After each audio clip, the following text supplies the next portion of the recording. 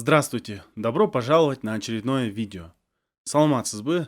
Дагы бир видеого кош келиңиз. В этом видео мы с вами прочитаем одну притчу. Бул видеодо сиздер менен бир притча окуйбуз. Притча бул үлгү насыяты бар кыска аңгеме. Мен биринчи окуйм, анан которуп чечмелеп көрөбүз. Каждый человек на земле – это решение чьей-то проблемы, сказала как-то моя мудрая бабушка. Я очень удивилась ее словам. «Ты – решение чьей-то проблемы», – повторила она и пояснила. «Дар, который дан тебе, может быть, не нужен всем, но он, безусловно, просто необходим кому-то. Твоя улыбка, твоя любовь, твоя сила». Бул жерде азыр биз которуп, анан чечмелеп көрөбүз. Каждый человек на земле – это решение чьей-то проблемы, сказала как-то моя мудрая бабушка. На земле. Земля бул биздин баягы жер планетасы. Демек, жердеги каждый человек, ар бир адам – это решение, бул чечим, же кандайдыр бир чечилүү. Эмненин чечилүүсү, эмненин чечими? Чейта проблема. Кимдир бирөөнүн маселесинин, кимдир бирөөнүн проблемасынын чечими. Ар бир адам кимдир бирөөнүн чечими экен да проблемасын. Сказала как-то моя мудрая бабушка. Сказала как-то. Негизи как-то деген бул учурда бир жолу деген маанини берип калат да. Сказала как-то моя мудрая бабушка. Бир жолу менин акылман чоң энем же тайынем айткан эле, сказала. Айтмакчы, бабушка деген бул же чоң эне, же тайыне. Орус тилинде мисалы үчүн чоң эне менен тайыненин айырмасы жок да. Баарын эле бабушка дейбиз. Я очень удивилась ее словам. Ее дебейбиз, ио болуп калат да, эгер бат окусак. Ее словам. Бул жерде мен анын сөздөрүнө аябай таң калганмын. Ошондо таң калдым, Ты – решение чьей-то проблемы. Ты – решение чьей-то проблемы.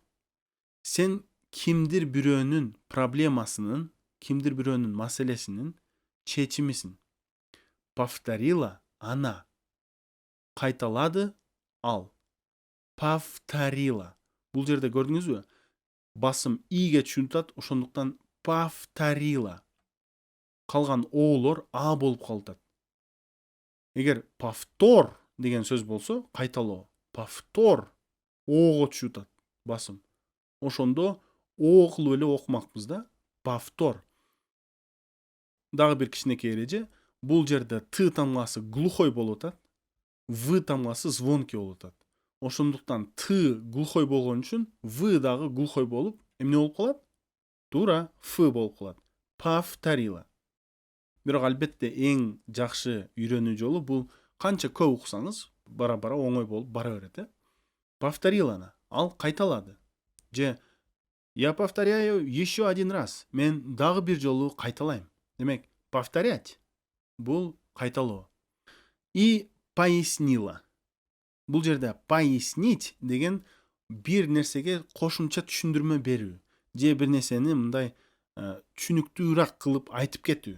Мисалы үчүн түшүндүрүү бул объяснять. Негизи эле бир нерсени биринчи жолу түшүндүрүү, объяснять.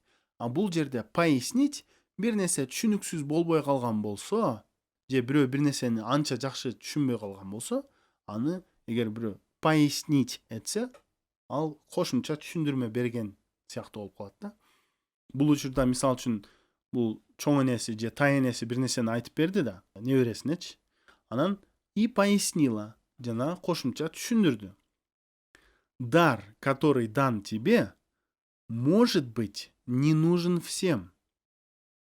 Бул жерде дар деген сөз негизи өзү белек деген нерсени билдирет. Бирок ушул аңгеменин алкагында дар дегенде биз кандайдыр бир кудайдан белек, кандайдыр бир талант же бир ушундай шык деп түшүнсөк дагы болот да. Демек бұл жерде дар, который дан тебе, саға берілген белек, дан деген берілген.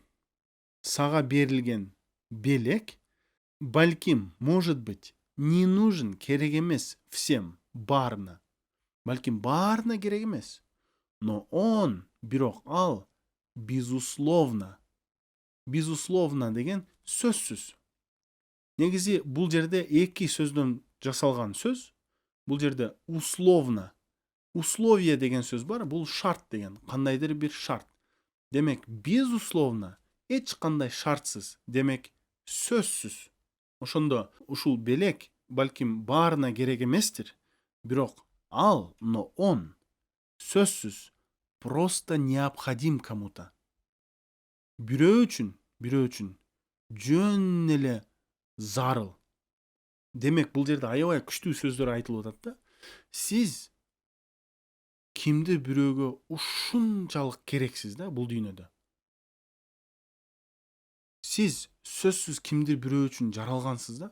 Бул дүйнөдө сиз эч кимге керек эмес болуп өтүп кетпейсиз. Сиз сөзсүз бирөөгө керексиз деген притча экен да булчу. Просто необходим кому-то.